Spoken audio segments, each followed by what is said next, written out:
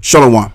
First and foremost, I want to give all of the praises and the glory to the Most High and His Son, Yahweh Bashim Yahushua Bashim Rakak Radash, and double honors to the apostles of the great millstone that taught me this truth through the inspiration and through the power of Yahweh Bashim Yahushua, which is the Holy Spirit, and as well as also giving the salutations thereof towards the Yakim as well, that's forwarding this truth worldwide out of sincerity. And shalom to the Yakim Mark Wafiyam. And, I just want to get into this particular video speaking on the subject matter of the monetary system, and just reading this article as well concerning what Martin Armstrong sees. Why is America so caught up in the war and why they need a war?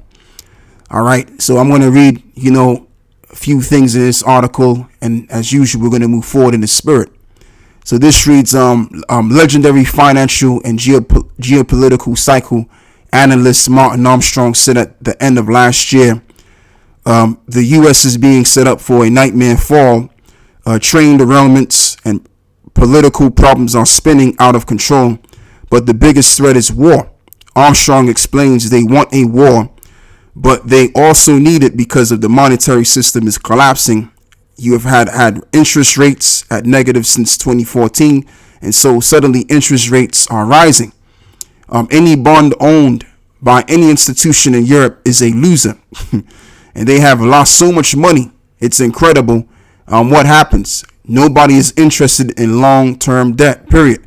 If you have interest rates rising and rates are going to be going up because the Fed cannot stop this kind of inflation, then you got war.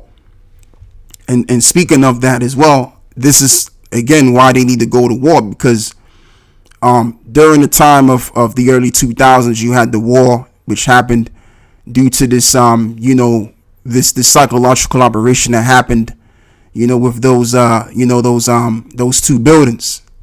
All right. Especially in regards to building number 7. Like we should all know how that went down. But, that's for another time, speaking on that topic. But basically, after that happened, around, I believe it was maybe around 2002 or 3, when they went into Afghanistan, the Pentagon and as well as other contractors were able to garner about $5 trillion, if I could remember. So, with that being said, these kind of wars bring an abundance of a lot of dollars back into the country, because this is their only way to get their country back in order is through this war. America has become a war-based country, and I mean it's always been a war-based country. If you look at those revolutionary wars that have happened, I mean it's been going on ever since the Adam Weishaupt Illuminati brothers got established. All right. So we're talking about what, about 240 to 50 years onwards that America's been at war for. All right. So it goes as far as to also say you have untold billions of dollars being shipped into Ukraine, which is absurd. And this is what you have. And you also have to look at what Janet Yellen said, and she was concerned with the tons of new debt coming out. And I believe the country's in 32 or 33 trillion dollars in debt. And so in this article, like I said, I was only going to read a little bit of this because I also want to read some of this as well. In this article, this reads, U.S. could face default as soon as June if debt ceiling isn't lifted, says think tank. And, that's not going to end pretty good. I mean, this is going to end very terrible. For Babylon, especially if this is what they're going to do around about that time, then, that's going to bring a total collapse to the system.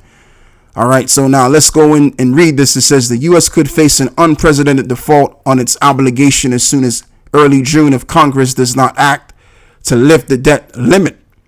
A Washington think tank said on Wednesday, the Bipartisan Policy Center, which forecast the approximate X date when the government will no longer be able to meet its financial obligations on time, said the U.S. will reach its statutory debt limit as soon as the summer or early fall of 2023. That inches up from the center's previous prediction in June 2022, that the extraordinary measures the U.S. Treasury uses to pay the government's bills would not be exhausted before the third quarter of 2023. Previewing the data for reporters, Shai Akabaz, BBC Director of Economic Policy, said the new projections reflect considerably uncertainty in our nation's current economic outlook. Policymakers have an opportunity now to inject certainty into the U.S. and global economic by beginning in earnest bipartisan negotiations around our nation's fiscal health and taking action to uphold the full faith and credit of the U.S. well before the X date, he said. Akabas said in December of 22, big spending bill and extended pause on student loans repayments and high interest rates resulting in higher cost to service U.S. debt have contributed to moving up the X date. So I think what he's saying in this is that eventually the higher cost is going to have to pave the way for them to raise the debt ceiling, and or if not, then they're going to wind up defaulting the system. So if they raise the debt ceiling, that's going to be problematic too, because guess what? The people that receive taxpayers' money, like pretty much, those that are on income support, what have you, that's going to be withdrawn. EBT, all of that stuff, that's going to be in violation. All right, if they do raise the debt ceiling, okay, because they have to pay that, they have to convince you to pay that money back. And also, if they default the system, then that's going to collapse the system, like I said earlier before. So either and or, America is in a situation where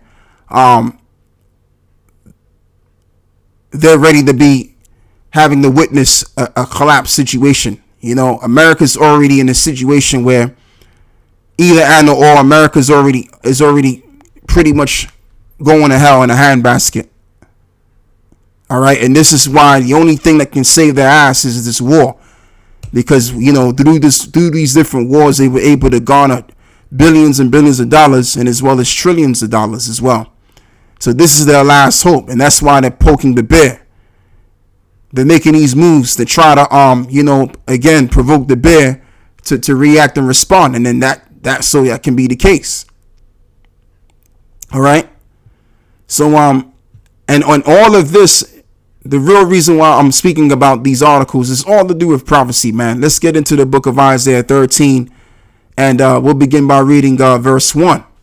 The prophecies, I like how they got the head titles now. The prophecies about Babylon.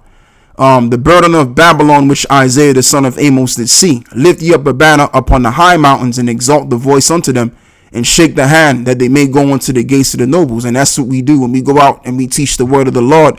What are we doing? We're shaking the hand. Like when you talk with passion, what do? You shake your hands. So we're exalting the voice, and we're shaking our hands and telling our people, and as well as the world, and as well as the nobles, that this is what's going to be the case. Okay? And I have commanded my sanctified ones. I have also called my mighty ones for mine anger, even them that rejoice in my highness. The noise of a multitude in the mountains, like as of a great people, a tumultuous noise of the kingdoms of nations gathered together, and the Lord of hosts mustered the hosts of the battle. And the Lord is mustering the American military for the battle.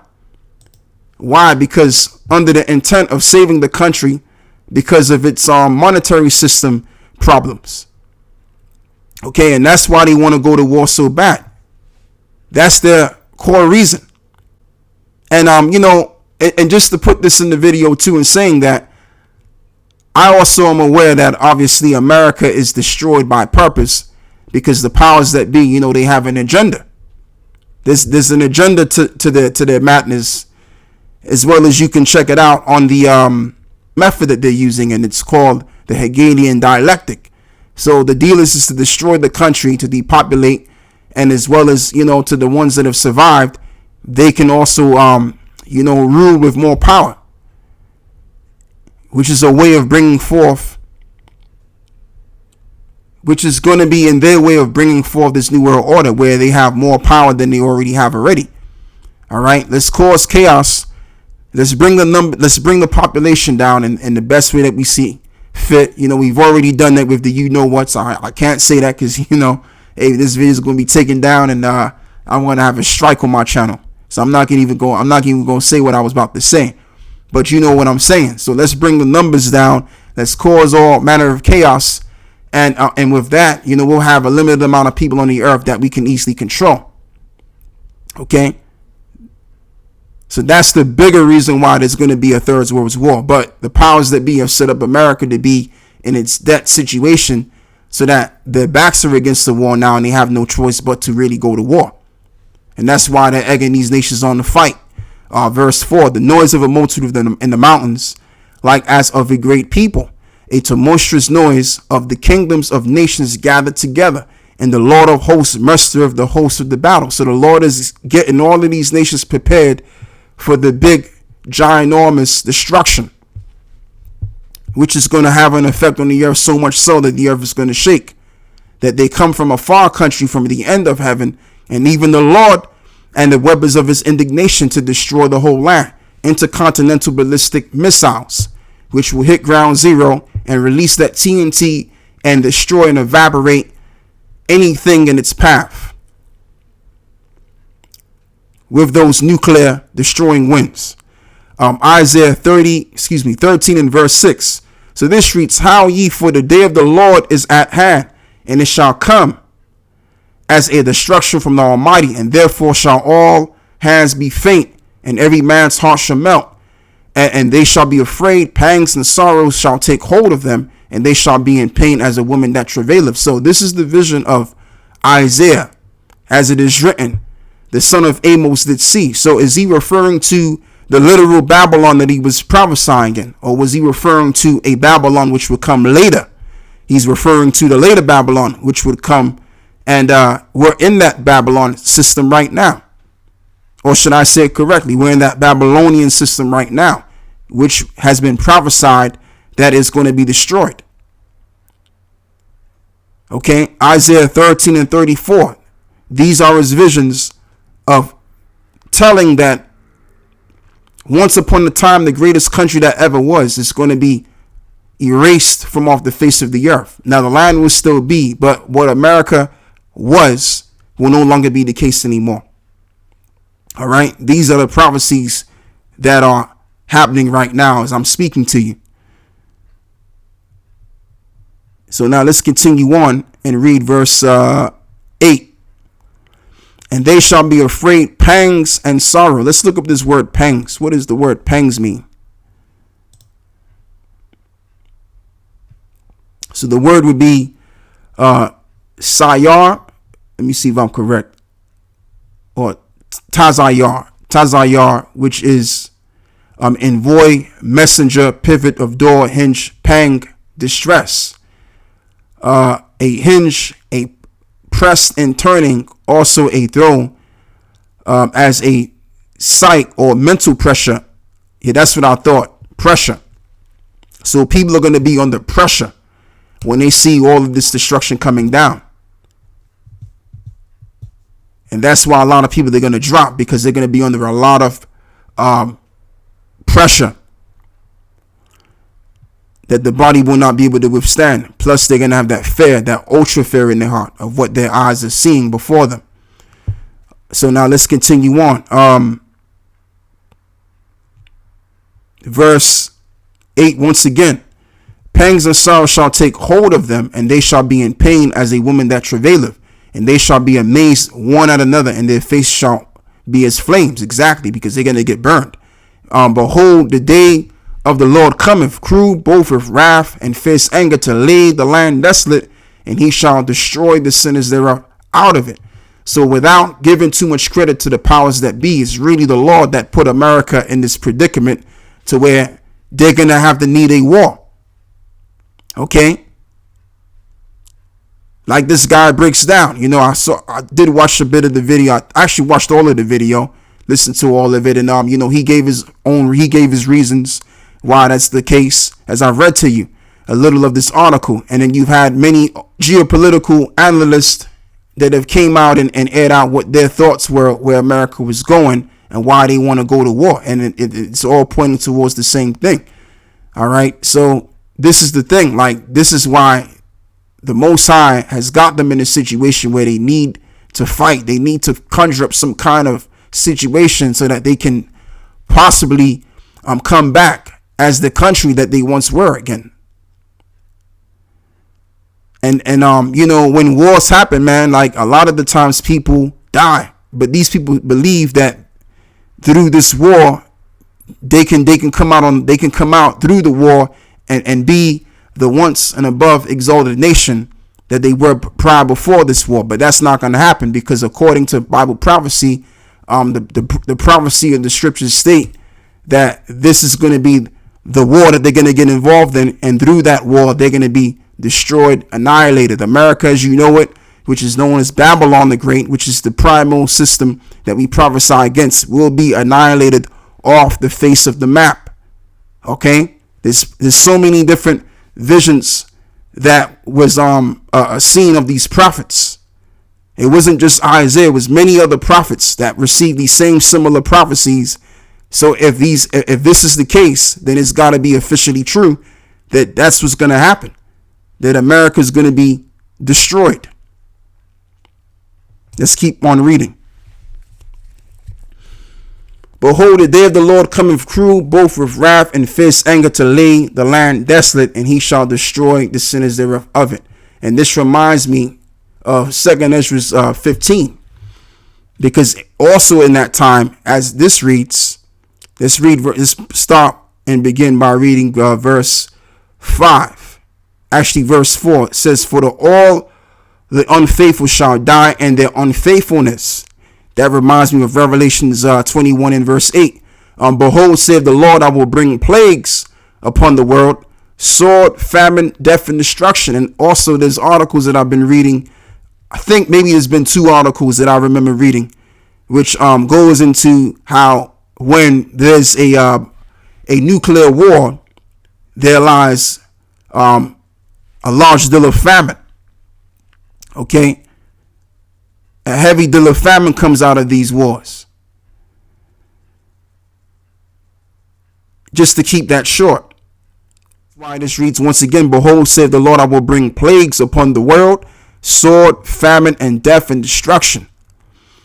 And the reason for this, like I just read to you in Isaiah 13 and 9, for the wickedness have exceedingly polluted the whole earth, and their hurtful works are fulfilled. And therefore, saith the Lord, I will hold my tongue no more as touching their wickedness, which they profanely commit. Neither will I suffer them in those things which they wickedly exercise themselves. So that's all I want to read right there in this. So now let's go back and read verse 9 again. Behold, the day of the Lord cometh cruel, both with wrath and fierce anger, to lay the land desolate, and he shall destroy the sinners thereof out of it. And who are going to be those sinners? Among our people that receive the MOTB and the number of his name. Okay, and I got articles speaking about that subject matter as well on a later coming up. So this also reads, for the stars of heaven and the constellations thereof shall not give their light, and the sun shall be darkened and his going forth, and the moon shall not cause her light to shine. So it's going to be a dark day. And this is equivalent to what happened in ancient Egypt with us, because in the midst of our salvation, it was very dark. It was thick darkness. It was so dark that you couldn't even see your foot. You couldn't even see your hands. It was just thick darkness. So the way we're going to be led out of this captivity is in like manner. We're going to be led through the darkness, and then we're going to be brought to the light. And Yahweh Shah is going to be that light in the midst of this darkness that's going to be happening around us, literally and as well as figuratively speaking as well. Isaiah 13 and verse 11, I will punish the world for their evil and the wicked for their iniquity, and I will cause the arrogancy of the proud to cease, and I will lay low the haughtiness of the terrible. So now let's read this again, which connects back to what I just read before, right? For wickedness have exceedingly polluted the whole earth, and their hurtful works are fulfilled. And therefore, saith the Lord, I will hold my tongue no more touching their wickedness, which they profanely commit, and neither will I suffer them in those things in which they wickedly exercise in themselves. So there you go. So that's why there's going to be this war. Yes, it's to do because we were enslaved as a people and they have to suffer for the wrongs that they have done unto us, but it's also for a greater cause too. Why? Because the kingdom has to be set up. So in the midst of all of this destruction, guess what? These devils are going to pay for what they've done unto us, and as well as our people, they're going to pay for not repenting unto us. But rather, what did they do? They scoffed and scorned. So what's going to happen? And as well as those that came into the knowledge and forsook the knowledge, and by them doing that, they turned their back on the plow. All right.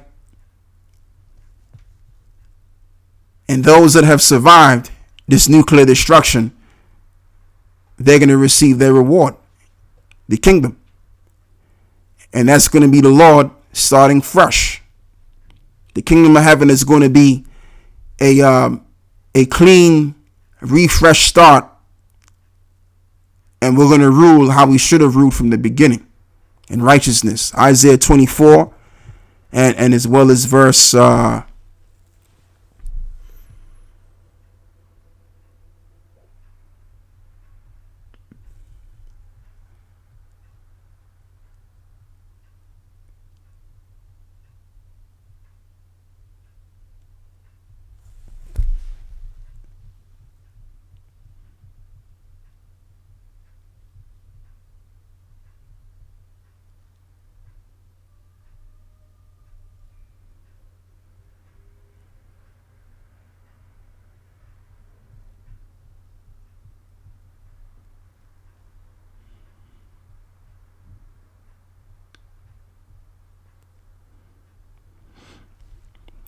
this is the scripture right here. Isaiah 24 and verse 20. The earth shall reel to and fro like a drunkard, and shall be removed like a cottage, and the transgressions thereof shall be heavy upon it, and it shall fall and not rise again. So America's going to fall and not rise again. The Roman Empire is not going to rise again. All right. This is it. That's why if you look at that statue that Daniel had envisioned, as well as Nebuchadnezzar as well, that statue represented all of the kingdoms, and we're at the last of all of the paganistic kingdoms. We're at the part of the 10 toes. So there's not going to be any more rising again of Esau, as they believe. They believe that there's going to be a great reset, and we're going to reformulate ourselves back as it was in the beginning, but we're going to be back much more powerful and stronger, and we're going to have more control and power over the people. That's not going to happen. What's going to happen is this place is getting ready to be destroyed, and it's not going to come back never again. Okay? This is where we are going. This is where the world is going. Whether you like it, accept it or not. And it shall come to pass in that day that the Lord shall punish the hosts of the high ones that are on high, and the kings of the earth upon the earth. So who's on high right now? It ain't us. It's them small hatters, and as well as them other nations that have their positions and their highness. So they're all going to be basically brought before our foot, and they're going to serve us, because we're going to put them in captivity, and that's where they're going next after this nuclear war. And the ones of them that survive this nuclear war in their underground bunkers, we're going to take them out and we're going to slap chains on them, according to the book of the book of getting a little bit excited. Salakia, getting a little bit excited. According to the book of Amos, the 9th chapter, and many other verses as well. Okay, so this is what's going to happen when those missiles hit ground zero and this war's fought. The earth is going to be removed. It's going to be triggered. Why? Because due to the heavy sins that was upon it. So the Lord is going to deal with these devils accordingly to their sins that they've brought. Okay. And the final sin, the final level of the coffin is going to be that MOTB, which is the micro C-hip. Jeremiah 49 and verse. Hold on, wait there. Yeah, this is it right here. This is it right here. Yeah, so this is Jeremiah 49, verse 12. For thus saith the Lord, behold, they whose judgment was not the drink of the cup have assuredly drunken. That's us, because of our sins. What is that cup? The cup of the curses. And art thou he that shall altogether go unpunished? Thou shalt not go unpunished, but thou shalt surely drink of it. For I have sworn by myself, saith the Lord, that Basra shall become a desolation, a reproach, a waste, and a curse, and all of the cities thereof shall be a perpetual waste. So again, Basra is referring to America, which is known as modern day Basra, which would be the Basra that will be a perpetual waste. Now, is this referring to ancient Basra? Because there was no time in history where great desolation descended upon Basra, the way Jeremiah is explaining how this is going to be. So you would have to make spiritual sense of this by including America again. Remember, the prophets had similitude of visions, and they both saw a place that was going to become great in the latter days and be exalted and be eye candy for the eyes of the world. That's the only word that could come to my mind right now, and want to pursue to live there for a better way of life. And this is going to be that same land that's going to be perpetually destroyed, never to rise again. Jeremiah 49 and verse 14, I have heard a rumor from the Lord Yahweh, and an ambassador is sent unto the heathen, saying, gather ye together and come against her and rise up to the battle. For lo, I will make thee small among the heathen and despised among men. And that's happening already right now. Around the world, them nations, man, they're looking at this devil with a side eye like he's the problem now. Okay? This is where we're at in 2023 and onwards. Thy terribleness have deceived thee, and the pride of thine heart, O thou that dwellest in the clefts of the rocks, that holdest the height of the hill. Who dwelt in the clefts of the rocks? The so-called white people, and as well as them small hatters included. Though thou shouldest make thy nest as high as the eagle.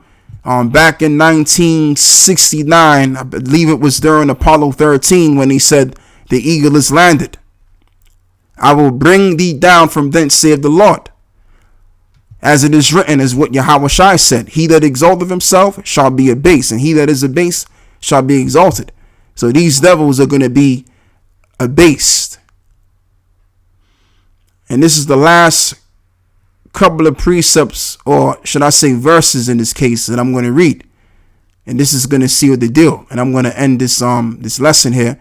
And also Edom shall be a desolation, and every one that goeth by it shall be astonished, and shall hiss at all the plagues thereof, as in the overthrow of Sodom and Gomorrah, and the neighboring cities thereof. You know what this means? This means that America is going to receive the Sodom and Gomorrah treatment. Now, during Sodom and Gomorrah, we know what was going on at the time, right? And America promotes these philosophies and put it into practice, what these Canaanites have done. And guess what? They got that treatment. So America's going to receive that same sort of treatment. But the difference is the fact that the missiles are going to be the brimstones, the modern day brimstones, which are going to pelt each and every city and place in America, and that America will no longer be recognized from what city was near it. All right. Whether it was the state of Chicago or the state of Ohio, you're not going to know what state connects with what state. Okay. You're not going to recognize it. That's how much desolate of a place this is going to be. America's going to be such a desolate area that even the neighboring cities are not going to be recognized. All right. So this is also the vision of Jeremiah. No man shall abide there, and neither shall the Son of Man dwell in it. So there we have it. That's all I have to read. And this is why, going back to this article, speaking on this guy, Martin Armstrong, from his view, and as well as other geopolitical analysts say the same thing, that America needs a war because they're in extreme debt and they're in trouble and they don't know what to do.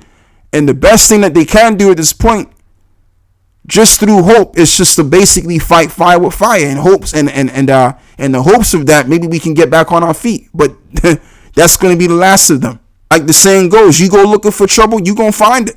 And America's gonna find themselves in the greatest trouble as ever since a nation was placed upon the earth. Okay, and I just read it to you, man. So, hey, man, that's all I have to say on this article. I don't want to go too long because I got some other videos I have to upload as well. All right, so with that, I want to close with this one, and I want to give all of the praise and the glory to the Most High and the Son, Yahweh Bashim Yahushua Bashim Rakak Wadash. And with that, I am out. Shalom.